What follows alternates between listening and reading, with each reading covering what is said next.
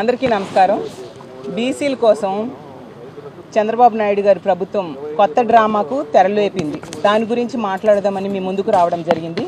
మనం చూసాం నిన్న అసెంబ్లీలో చంద్రబాబు నాయుడు గారు అవ్వచ్చు, మంత్రులు అవ్వచ్చు, ఎమ్మెల్యేలు అవ్వచ్చు, పచ్చి అబద్ధాలు బీసీల కోసం మాట్లాడడం మనందరం చూసాం. బీసీల ద్రోహి పార్టీ అయిన తెలుగుదేశం పార్టీ బీసీల కోసం మాట్లాడుతుంటే ప్రజలందరూ నవ్వుకుంటూ ఉండే పరిస్థితి. ఎందుకంటే బీసీలకు వెన్నుపోటు పొడిచింది చంద్రబాబు నాయుడు గారు. బీసీలకు ఆత్మగౌరవం లేకుండా చేసింది చంద్రబాబు నాయుడు గారు. బీసీల రిజర్వేషన్ తగ్గిపోవడానికి కారణం చంద్రబాబు నాయుడు గారు. బీసీలకి బ్యాక్ బోన్గా జగనన్న నిలిస్తే బీసీల పాలిట రాబందుల చంద్రబాబు నాయుడు గారు ఉన్న పరిస్థితి మనం చూసాం. బీసీల పాలిట ఆత్మబంధువుగా, బీసీల బాంధవుడిగా జగనన్న నిలిచిన పరిస్థితి కూడా మనం చూసాం. బీసీలని రాజకీయంగా, ఆర్థికంగా, సామాజికంగా ఉన్నత స్థానంలో కూర్చోబెట్టడానికి జగన్మోహన్ రెడ్డి గారు ఎంతగానో కృషి చేశారు. చంద్రబాబు నాయుడు గారు ప్రతి సందర్భంలో కూడా బీసీలను మోసం చేస్తూ, వంచిస్తూ ఉండే పరిస్థితి కూడా మనం చూస్తూ ఉన్నాం. ఎందుకంటే బీసీల రిజర్వేషన్ విషయంలో కొత్త డ్రామాకు తెరలేపారు. ఏంటి 34% రిజర్వేషన్ ఇస్తారంట. మరి అందులో స్పష్టంగా చెప్పాలి కదా, టోటల్ రిజర్వేషన్స్ 50% పెంచుతారా, పెంచకుండానే ఇలా 34% బీసీలకి ఇస్తారా? అది సాధ్యం అవుతుందా? అలాగే మిగతా కులాలకి తగ్గించకుండా బీసీలకి 34% ఇవ్వగలరా? ఇవన్నిటి మీద బీసీలకు, ఈ రాష్ట్ర ప్రజలకు స్పష్టత ఇవ్వాల్సిన బాధ్యత చంద్రబాబు నాయుడు గారికి ఉందా లేదా? అలాగే రాజీవ్ రంజన్ కమిషన్ అని వేయడం జరిగింది. దాని నివేదిక ఏమైంది? ఈ బీసీల రిజర్వేషన్స్ కోసం అది వేశామన్నారు కదా, ఆ నివేదికను ఏ మూలకు వీళ్ళు పడేశారు? అలాగే బీసీల రిజర్వేషన్స్ కోసం చిత్తశుద్ధితో కృషి చేసింది ఎవరైనా ఉన్నారంటే అది మా అధ్యక్షులైన జగన్మోహన్ రెడ్డి గారు. జగనన్న ముఖ్యమంత్రిగా ఉండేటప్పుడు బీసీలకి 34% రిజర్వేషన్స్ కల్పించడానికి ఎంతగానో ప్రయత్నించారు. అందుకోసం టోటల్ రిజర్వేషన్స్ని 59.85% పెంచి బీసీలకి 34% ఇద్దామని జగనన్న ప్రయత్నించి దానికోసం జీవో నంబర్ 176 జీవోని జారీ చేయడం జరిగింది. దాన్ని అడ్డుకుంటూ తెలుగుదేశం పార్టీ నాయకుడైన బీరు ప్రతాప్ రెడ్డి అనే వ్యక్తి హైకోర్టులో కేసు వేయడం జరిగింది. దాంతో కోర్టు 50% రిజర్వేషన్స్ కుదించాలనేసి తీర్పు ఇవ్వడం జరిగింది.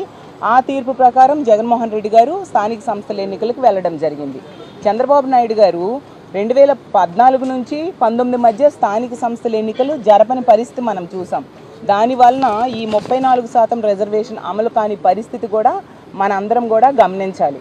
అలాగే తీసుకుంటే జగనన్న అక్కడ కోర్టు చెప్పడం వలన రిజర్వేషన్స్ తగ్గినా కూడా బీసీలకి పార్టీ పరంగా అన్ని రకాలుగా ఉన్నత స్థానంలో కూర్చోబెట్టారు. ఒక డిప్యూటీ సీఎం పదవిని బీసీ వ్యక్తికి 5 ఏళ్ళు ఇవ్వడం జరిగింది. అలాగే చంద్రబాబు నాయుడు గారు ఇన్నేళ్ళు ముఖ్యమంత్రిగా చేశారు కదా, ఎప్పుడైనా బీసీ వ్యక్తికి డిప్యూటీ సీఎం పదవి ఇచ్చారా అని నేను అడుగుతూ ఉన్నాను. అలాగే బీసీని స్పీకర్గా జగనన్న చేయడం జరిగింది.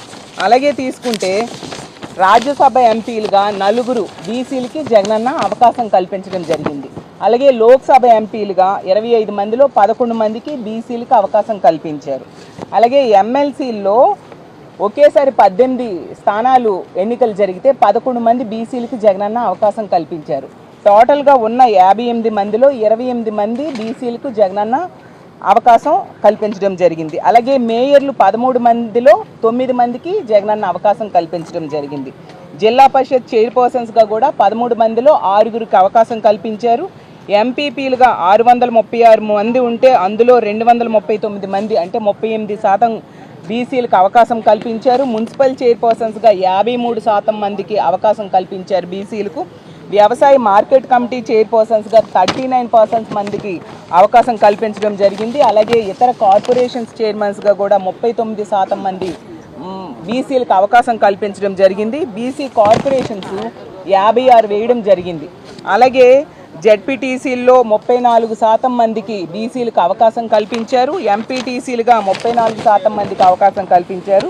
సర్పంచులుగా కూడా జగనన్న 39% మందికి అవకాశం కల్పించడం జరిగింది. అంతగా బీసీల కోసం, బీసీలని రాజకీయంగా ఉన్నత స్థానంలో కూర్చోబెట్టడానికి జగనన్న కృషి చేశారు. అలాగే బీసీలకి స్థానిక సంస్థల్లో అవ్వచ్చు, అలాగే నామినేటెడ్ పదవుల్లో, నామినేటెడ్ వర్క్స్లో 50% పదవులు ఇవ్వడం కోసం జగనన్న ఏకంగా చట్టాన్నే చేయడం జరిగింది. అంతగా బీసీల సంక్షేమానికి జగనన్న కృషి చేసిన సంగతి కూడా మనందరము చూసాము.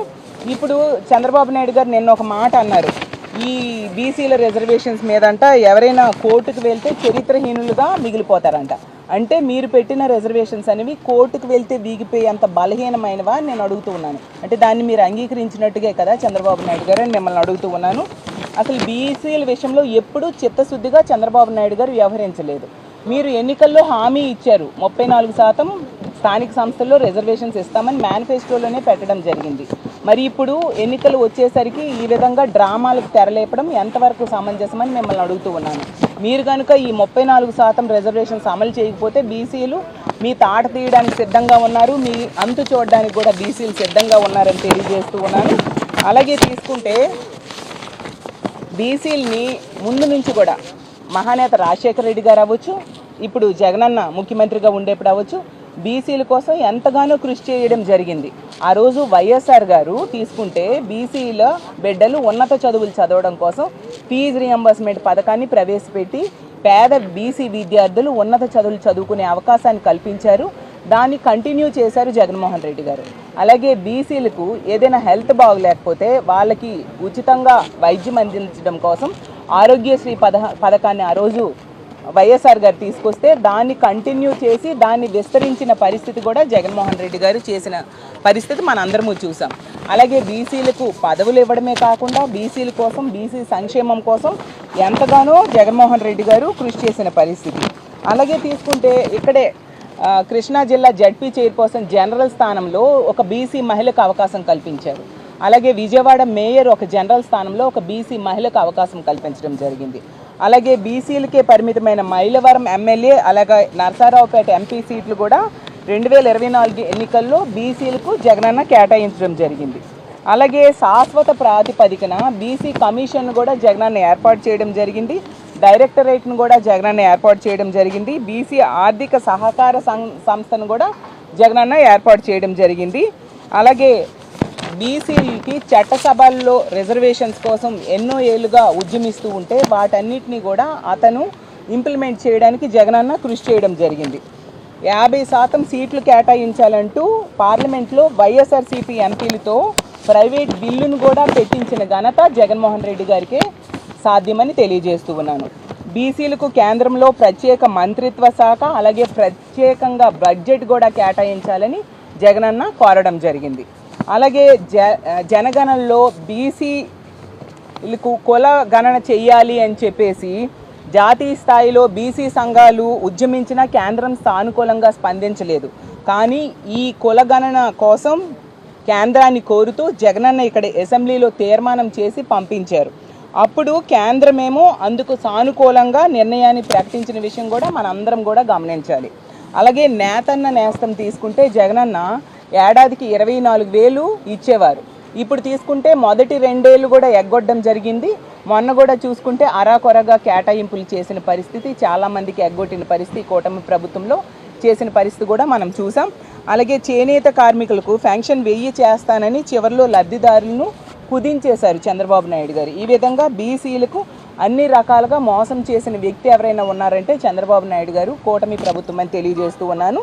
ఆ రోజు నవరత్నాల్లో బీసీలకు డీబీటీ ద్వారా 1,22,451 కోట్ల రూపాయలు, నాన్ డీబీటీ ద్వారా 50,657 కోట్ల రూపాయలు, మొత్తం డీబీటీ నాన్ డీబీటీ ద్వారా 1,73,109 కోట్ల రూపాయలు ఇచ్చి బీసీ సంక్షేమంలో జగనన్న చరిత్ర సృష్టించారు. అంతగా జగనన్న బీసీ బాంధవుడిగా నిలిస్తే ఇప్పుడు బీసీలను నిట్ట నిలువుగా మోసం చేస్తూ చంద్రబాబు నాయుడు గారు బీసీల పాలిట రాబందువుగా ఈరోజు నిలుస్తూ మళ్ళీ బీసీలకు ఉద్ధరిస్తున్నట్టుగా కబుర్లు నిన్న శాసనసభలో చెప్పడం జరిగింది.